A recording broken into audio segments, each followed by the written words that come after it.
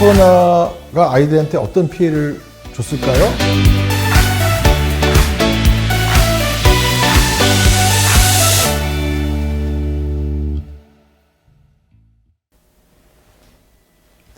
안녕하세요.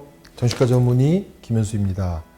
오늘 저는 감골 도서관에서 여러분들과 함께 코로나로 인해서 아이들이 어떤 것을 잃었는가 하는 것에 관해서 아주 짧은 시간 여러분들과 함께 이야기를 나눠보도록 하겠습니다. 코로나로 인해서 감염된 사람들의 대부분은 사실 연령대가 높은 그런 우리 어르신들이었죠. 전체적인 감염자들의 분포를 보면 10대 미만의 감염자들의 비율은 굉장히 낮습니다.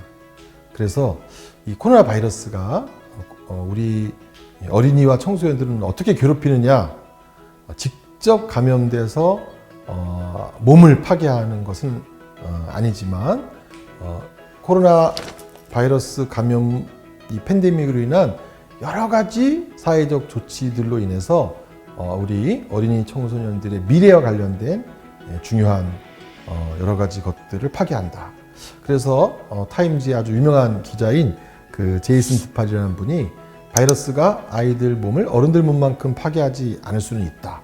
하지만 아이들의 미래는 파괴할 수 있다라는 말을 코로나 초기에 해서 저희들에게 큰 경각심을 주었었습니다. 코로나가 아이들한테 어떤 피해를 줬을까요? 라고 하면 우리나라 분들은 제일 먼저 공부 안 한 게 제일 큰 피해가 아니냐 이렇게 얘기하실 수 있는데, 사실은 더 어린 나이, 아주 어린 나이부터 코로나의 피해가 크다고 해요. 영국에서 코로나 시기에 태어난 아이들이 이제 부모님과의 애착, 이 과연 안정적인 애착을 평상시에 어떤 임신과 분만, 출산 이후의 육아 과정에서 과연 어떤 변화가 있을까, 이런 것들을 조사해보고 그랬더니 코로나 시기에 태어난 아기들이 더 불안정 애착의 가능성이 높다고 해요. 왜냐하면 평상시보다 엄마가 더 많은 육아에 대한 책임을, 또 육아에 대한 노동을 훨씬 더 많이 해야 된다. 우리나라식 용어로는 그야말로 독박 육아라고 할 수 있겠죠. 할머니 할아버지가 찾아와서 같이 지내기도 훨씬 더 힘들고 또 외출하기도 힘들고, 그러다 보니까 이 코로나 시기에 태어난 아기들이 걱정해야 될 요소들이 훨씬 더 많았다고 해요.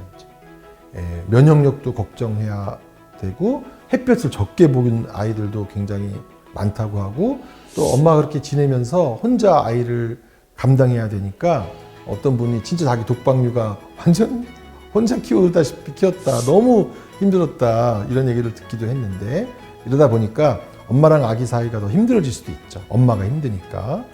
뿐만이 아니라 미국의 한 주에서 발표를 했죠. 유아에 대한 IQ를 잰다는 것이 물론 정확성은 떨어지지만 코로나 시기에 태어난 아기들이 IQ가 더 낮다. 코로나19가 영유아의 지능을 낮춘다. 여러 가지 이유로 실제로는 수치까지 밝힌 그런 연구가 나오기도 했어요. 그래서 정서적인 면에서의 애착의 문제가 생기고, 인지적으로도 코로나 베이비, 코로나 시기에 태어난 아이들이 더 환경적인 영향으로 인해서 더 불리하다, 이런 얘기가 많이 나왔었어요. 영유아 때도 코로나들이 이제 그런 영향을 받고요.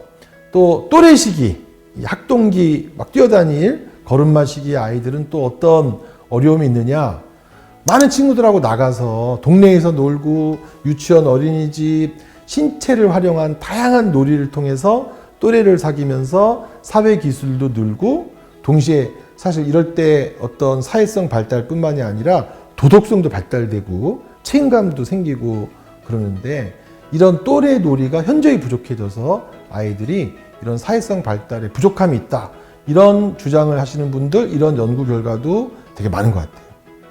영국에서 아동 정신건강 실태가 악화됐다, 이렇게 발표했는데, 나이가 어린 그런 걸음마 시기 아이들과 또 초등학교 저학년 남학생들은 이렇게 신체 활동을 통해서 배우고 또 사귀고 스트레스를 풀고 막 이랬는데 이런 신체 활동이 부족했던 것이 굉장히 정신 건강을 악화시키는 데 큰 영향을 미쳤다고 합니다. 또 코로나 시기에 초등학교 저학년부터 시작해서 우리 친구들에게 코로나가 미친 코로나가 뭐 빼앗아 갔다고 해야 될까요? 또는 잃어버렸다고 할까요?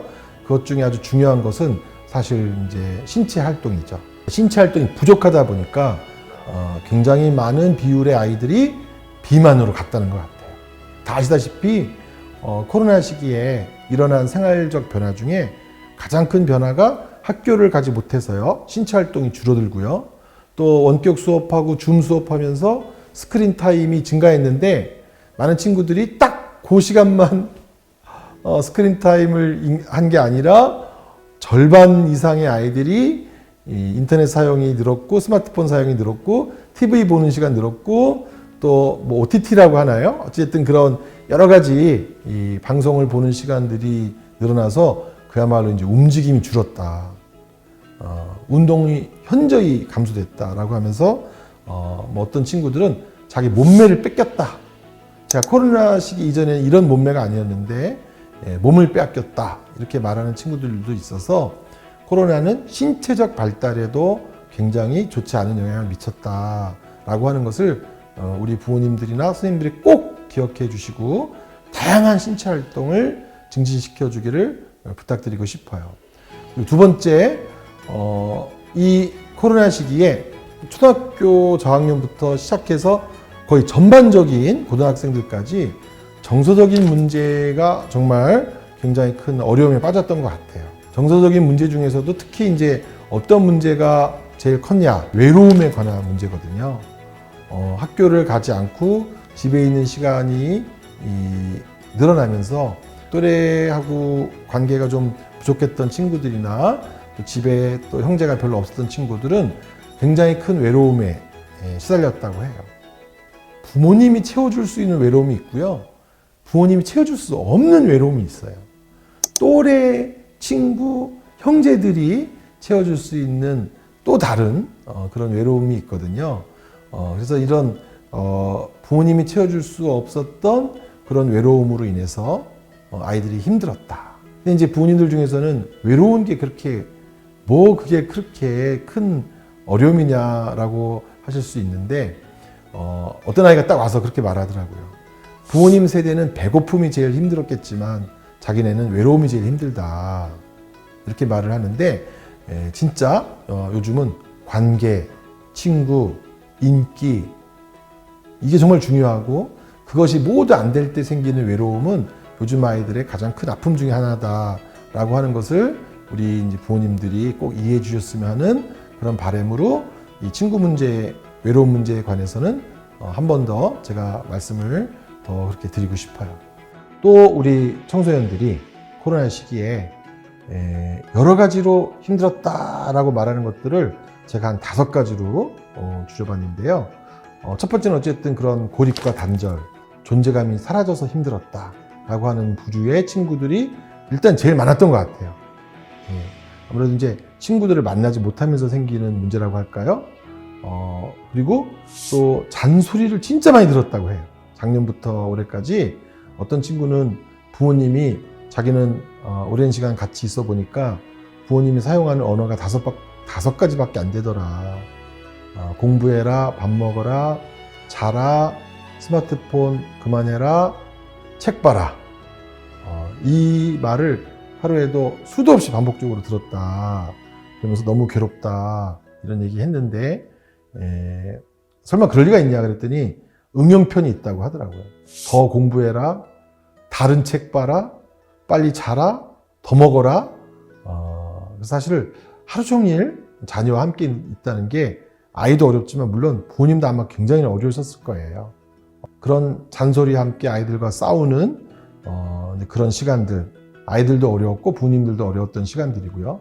또 일상의 유지를 하면서 규칙적으로 지내면서 줌 수업을 들어라. 이것도 정말 어려운 일인 건 사실인 것 같아요. 줌이나 이런 원격 수업으로 하루 종일 6교시, 5교시 수업을 듣는다. 이게 말처럼 쉽진 않은 것 같아요. 또 자꾸 어른들이 코로나 시기 때 너 진짜 좋겠다. 학교 안 가서 좋겠다. 스마트폰 많이 해서 좋겠다.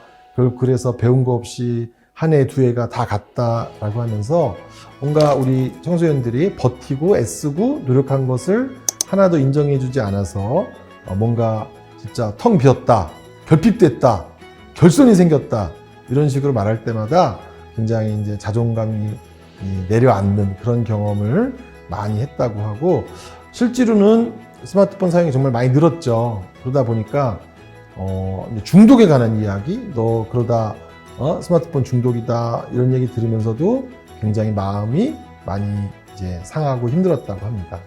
끝으로 어떤 아이들이 자기네들은 코로나 세대로 금방 알 수 있다고 하더라고요. 어떻게 알 수가 있냐 그랬더니 자기네들은 추억이 없는 세대다. 입학식도 못했고 졸업식도 못했고 발표회도 못했고 수학여행도 못 갔고 하다못해 체육대회도 못한 세대다. 그래서 추억이 없는 학창시절 2년을 보냈다. 이것도 굉장히 마음이 아프다. 사랑도 그렇고 재능도 그렇고 끼도 그렇고 이런 게 사실은 여러 학생들하고의 활동을 통해서 우리가 발견되기도 하고 만들어지기도 하잖아요. 그런 게 하나도 없다. 그래서 마스크 쓰고 잔소리 실컷 들으면서 왔다 가다 하다 끝낸 2년인 것 같다. 아이들에게도 그런 점에서 정서적으로 많은 슬픔과 트라우마가 남았다고 하는 것을 우리 어른들이 꼭 알아줬으면 하는 바람입니다. 어른들도 함께 하면서 여러 가지로 힘들었지만 우리 아이들에게 코로나가 남긴 상처, 그것이 가볍지 않다라고 하는 것을 여러분들이 꼭 기억해 주시면서 아이들이 회복될 수 있도록 함께 해 주시기를 부탁드리겠습니다. 네, 오늘 강의는 여기서 마치겠습니다. 감사합니다.